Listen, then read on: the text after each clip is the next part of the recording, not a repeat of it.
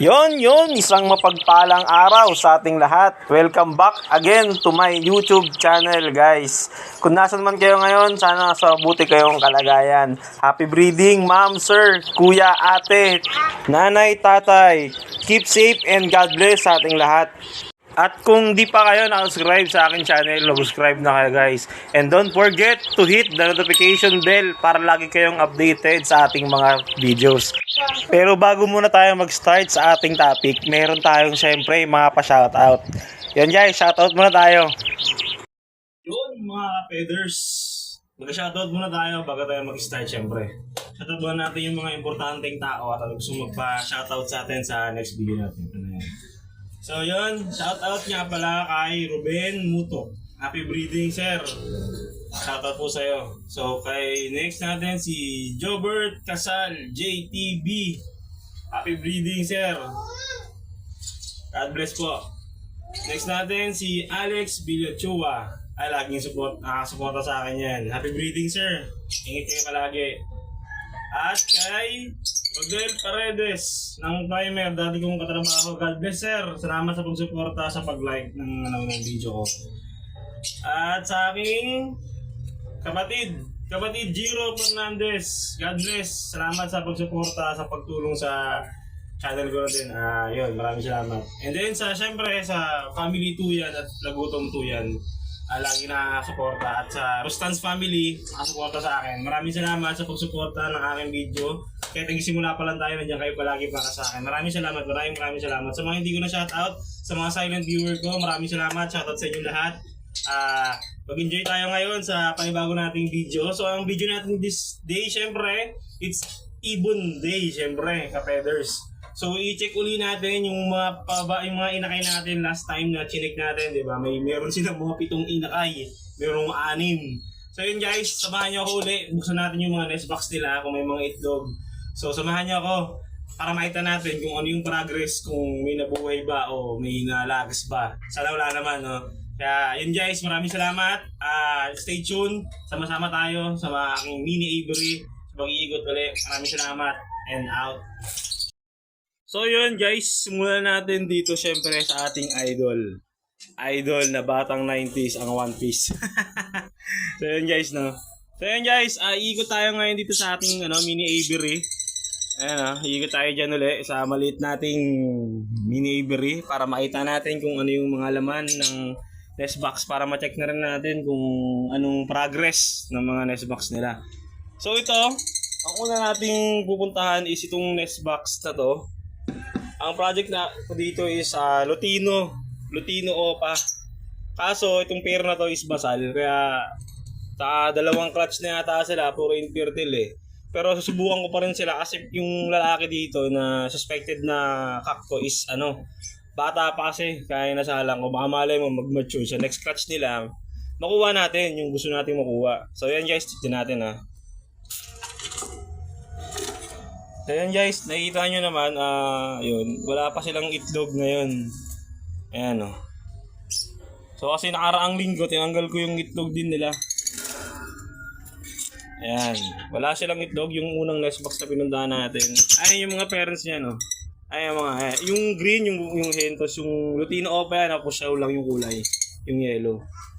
So yan, wala pa rin sila guys. So sa next tayo, dito tayo sa next box natin na Project Opadan. Yun na nga, may Project Opadan na nga tayo dito guys. So yun yung kak, Green Opa Postdan. Kak yan, naka-DNA kak yan. Nakuha natin sa mabait nating mga kaibon, mga ka-feathers syempre. So yun mga ka-feathers, buksan na natin, tingnan natin kung anong laman na itong next kong nangitlog na ba. Nakarami itlog to isa. Basal din kasi to, tinabunan lang ng babae. So yan wala pa rin silang mga itlog. So walang itlog yung natin, project dan open natin. So yan, baba na tayo guys. Wala naman itlog eh. Ayan. So yan yung parents. Ayan sila. Ayan yung visual na dan. Na hen. Walang karga yan, normal lang guys. Kaya magiging mga anak niyan guys. Magiging anak niyan, mga naka-split na kung sakali, kung papala rin tayo dyan. Diba? So magtungo tayo sa next na nest box na bubuksan natin. So ito yung next, naalala nyo, di ba? Ito yung Project Cremino Opa natin, guys.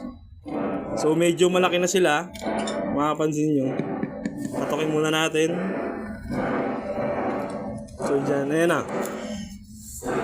Kayo guys, tingin nyo. Ayan o. Yan, Cremino, positive na ba yan sa Opa? Palagay nyo guys. Positive na kaya yan? No? Kung magka-positive yan, malaking tulong yan sa atin guys. Tignan natin guys. Ayan o. Tingnan nyo guys. Paparapol na ba natin to? So kung sakaling magkikrimino to Opa, first time ko magpalabas sa aking ibunan ng ganito na Cremino Opa, no? Thanks God, no, kay yan, sa kanila sa mga parents na visual na Cremino. So yan guys. Tingin nyo, comment down below kung magpa-positive nga ba sa Cremino itong Cremino o pa ba itong pababa natin yung sakali. Diba? So hintayin natin pang lumaki para makita natin. Or sa mga veterano dyan, sa mga Cremino. Ayun yung ulo niya. So kayo na bahala guys. So, balik na natin sa nest box niya. So yan, 4 silang magkakapatid dyan guys. So may mga nag-split na dyan. Ganoon din yan, mga sex link lang din yung mga kapatid niyan. So may mga sex link dyan, may mga kak na rin dyan naka-split sa ino na yan. So yan guys, no? So pangatlong nest box natin. Thank you Cremino. So magtungo tayo uli sa sa flight cage natin guys. So yung pa rin sila, wala nagbago.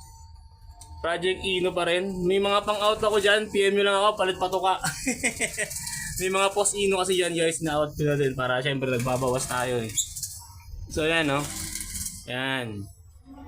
Mga project Ino. May mga nag-project dyan ng mga Ino no. So i-PM nyo lang ako kung gusto niyo. Palit patoka na lang tayo guys kung gusto niyo. Kung malapit lang kayo dito sa area ko. So magtungo tayo dito. Ito na nga yung sinasabi ko yung nakaraan na pamoster ko. Sa Lutino Opa yung back to back ko na nilipat kong 3 itlog dito. Tingnan natin. May nangyari kasi dito guys eh. Yung mga nakaraan na check ko eh. Buti nga na check ko guys. Ito yung nest box. Yan o. Nakita nyo guys. Nakita nyo gulo-gulo yung itlog. Nakita nyo. Ayan o. Gulo-gulo yung itlog guys. Ayan o. Meron dun. Tapos. Diba? Ang nangyari kasi yan guys. Yung last time, diba sabi ko papisaan na yung back-to-back na Lutino pa dyan. Ang nangyari dyan guys, nagloko yung breeder guys. Yung unang papisaan ng back-to-back Opa, pinatay nila, narinig ko. Buti yung pangalawang anak nila, narinig ko. Na umiiyak kasi nga, masigip lang tong Aver natin. Narinig ko na parang umiiyak, na parang, alam mo yung naghahanap siya ng ng parang tulungan mo ako. So yung gabi na yon, ay napansin ko, pinuha ko kagad guys, napisahan naman nila yung pangalawang anak ng back-to-back. Napisahan nila guys, napisahan nila yan. Kinuha ko kagad kasi para sayang eh. 'Di ba sayang? Kaya kinuha ko kagad, dilipat ko. Sa ibang medyo kasabay nila na nangitlog yung time na yun. O kasabay ng back-to-back na yung parents na to. So yun yung yung nagloko. Ewan ko ba't nagloko yung mga yan. Binatay nila yung unang back-to-back na Opa na paina. Kaya sayang naman no. So sayang yun guys. Tapos ayun nga guys, nilipat ko yung itlog. So tingnan natin mamaya, isa-isay muna natin yung Tapos yan, yung sa taas, basal pa rin yan, yung Cremino natin. Yan yung Cremino Opa, ay Cremino Project na Opa. So yan, nandyan. So ito yung back-to-back na kinuha ko ng itlog nakaraan. So i-check nga natin kung may itlog sila ngayon. Kasi mga 2 weeks ko nang tinanggalan ng itlog to eh. So tignan natin guys no. Actually protective din yung parents nito. Ayun. Meron na tayong itlog uli, di ba? Napakasipag. So thanks God no, may itlog uli si yung back-to-back na Lutino Opa natin. Kung mag-fertile man yan, kung walang kasabayan guys, so hindi na natin kukunin yan, baka na siya magpapisa. Tignan natin kung kakayanin niya magpisa ngayon, no? So yan yung mga parents nila, yun yung back-to-back natin, diba? Sana mapisa o sana mabuhay yung itlog nila guys. Ayun o, meron na tayo diyang 1, 2, 3. So mga itlog pa yan, hintayin lang natin mga sa next vlog natin kung makikita pa kung madagdagan pa yung itlog nila. So yun guys, ayun yung parents back to back. Ayun, sinira nila yung guys yung nest box nila, may butas sa gilid. So yun yung disadvantage na pag yung nest box nyo nasa loob lang, tapos wala kayong mga steel yung sa side, kakatyatin talaga yung yung nest box ninyo guys. Pero wala yan, nandyan na yan di ba? So wala na tayong magagawa dyan. Ayan yung parents. So magtungo tayo sa sa next box na na may mga inakay. Ito yung sinasabi ko sa inyo guys. Ito na guys. Ito na. Dito ko nilipat guys yung Lutino Opa na humihingi ng tulong sa akin nakaraan. Naabutan kong nabuhay pa, 'di ba? Buti nagtanggal ako ng mga patokan ng gabi na 'yon. Kasi walang subo guys. Ngayon nandito siya, nilipat ko dito sa Lutino o Split Opa, sa Blue Opa. Kung mababalikan niyo yung nakaraan, meron na tong 3 inakay. Tapos may 2 itlog pa. So ngayon tignan natin kung anong ginawa ko dito. Kung tignan niya guys, so surprise kayo. So yan, unti-unti natin. Tcharan! Guys, makapansin ninyo.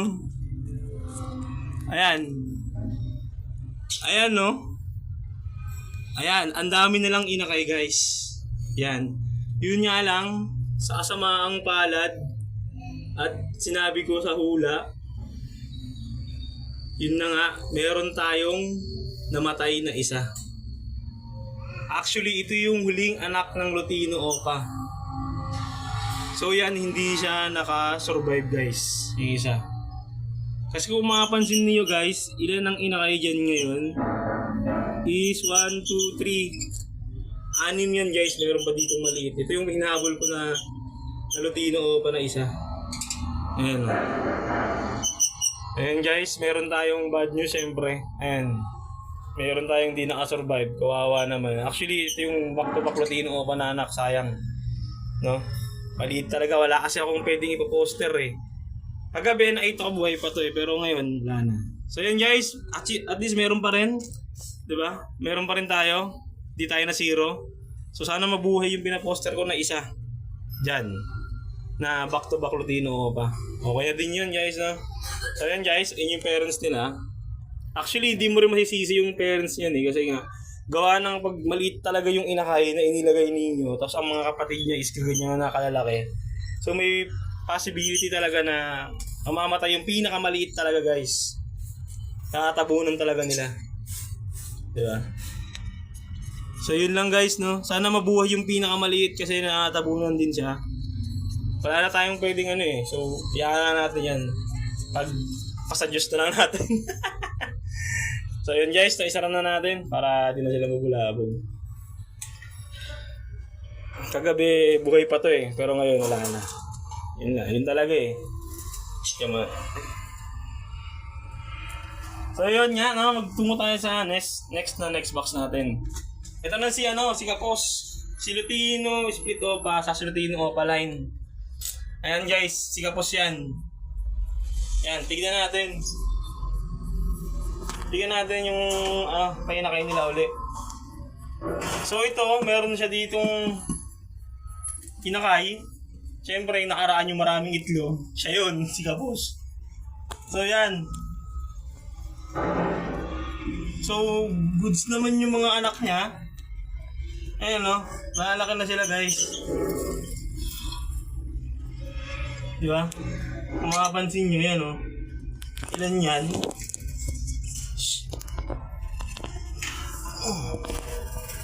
So medyo struggle talaga tayo dito guys kasi nga maliit itong ibunan natin So yan. So ang pagkakaalam ko talaga dito is 6 yan sila. Yung inakay na nandyan. Puro red eye yan guys. So yan si Kapos Ayan. 6 yan sila dyan. So yun yung mga anak. Yan. Puro red eye yan guys. Ayan. Sana dito pala rin tayo. Nabuhay yung mga anak nila. Para maganda yung pasok sa atin, di ba? So yan na guys, no? Alisin nga natin dito si Kapos.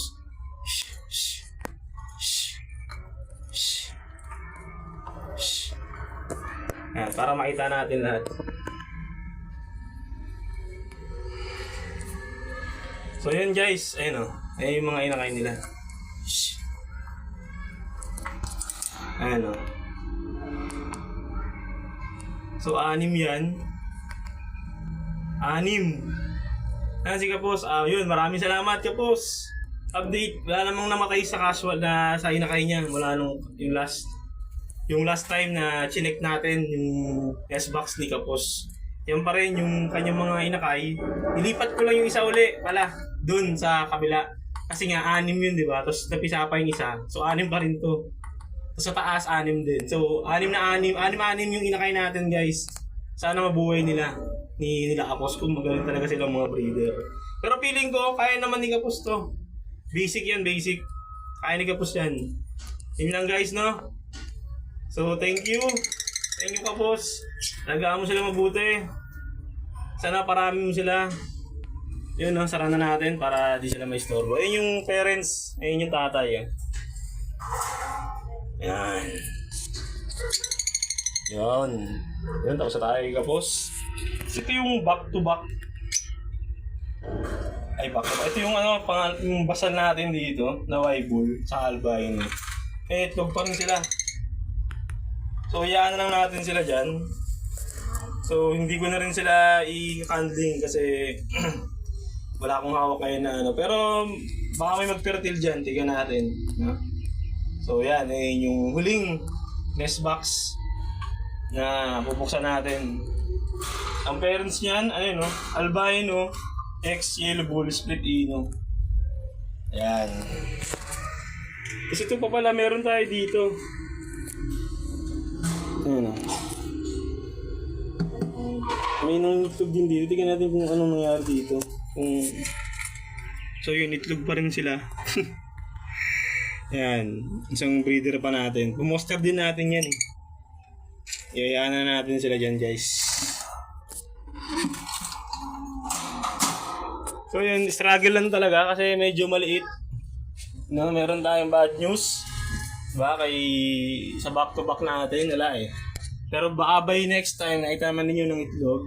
So good news yun kay back to back Latino Opa. So sila na lang, bahala na sila. Tignan natin kung kakayanin nila na buhayin yung anak nila ulit. Tignan natin, bigyan natin ng chance yung back to back Latino Opa natin na kung kaya nilang buhayin yung magiging anak nila. Diba? So yun, tapos nilipat na nga natin dito. Yan, si Latino Split Opa. Yan, sana mabuhay nila guys. Yan, saka dito. Yun lang guys. Salamat sa sa pagkantabay kung nandiyan na kayo. Salamat. At maputuloy na natin, cut na natin dito. May good news saka bad news nga na nangyari. Pero okay pa lang, goods pa rin. Tuloy lang pag-iibon guys, sabi nga nila, diba? So yun guys, cut muna natin and out. Babalik uli. Ikot na natin itong mini-eBeer natin. Nabuksan na rin natin yung mga nest box na dapat i-check ko. Siyempre, sinamahan niyo ako. So yun nga yun guys, meron tayo. Siyempre, may good news saka bad news. So expect ko na din yun kay yung back-to-back Latino. Buti nga talaga may nabuhay na isa. May survive ko pa. So namatay, meron tayong bad news, namatay siya. Yung isa yung inakay na pinakamaliit talaga, mamatay talaga. Kasi ang lalaki na ng mga kapatid niya guys. So di natin maiiwasan yun, talagang may possible talaga na mamamatay yung mga inakay na ganun kadiliit. Kaya kayo guys, ay kapeders, mga kapeders, kung meron po kung mga ganun mga inakay, kung kaya nating ilipat sa mas mga kaedad nila, ilipat natin kasi may possible na matagalan talaga sila, mamatay talaga sila. So guys, pero hindi naman yung about sa, syempre may good news din tayo, diba? So yung kay Split Opa, kay Kapos, andun pa rin, tuloy-tuloy yung paglaki ng mga inakay niya. Sana magtuloy-tuloy hanggang bumaba yung mga inakay niya. Pag makikita, pag nabuhay lahat yun guys, puro dilaw yung makikita niyo sa flight cage kung sakali guys. So yun guys, no? Maraming salamat sa pag-antabay, sa panonood. Kung nandyan man kayo sa mga sa silent viewer ko, maraming salamat. At sa susunod na video, sana nandiyan pa rin kayo. Maraming salamat. At don't forget to like, share, and subscribe my YouTube channel guys. Malaking tulong yan para sa akin guys. Sa mga susunod na video, sa mga gusto magpa-shoutout nga pala, iwan nyo yung name ninyo saka yung location ninyo para malaman natin kung taga saan kayo, di ba? Para ikaw talaga yung i-shoutout ko. Kung gusto nyo lang guys, kaya guys, maraming salamat. Ingat kayo palagi. God bless. Happy breeding mga ka-feathers. Maraming salamat sa pagsama sa aking mini Avery. At yun lang, happy breeding sa lahat. Maraming salamat. Thank you guys. And out.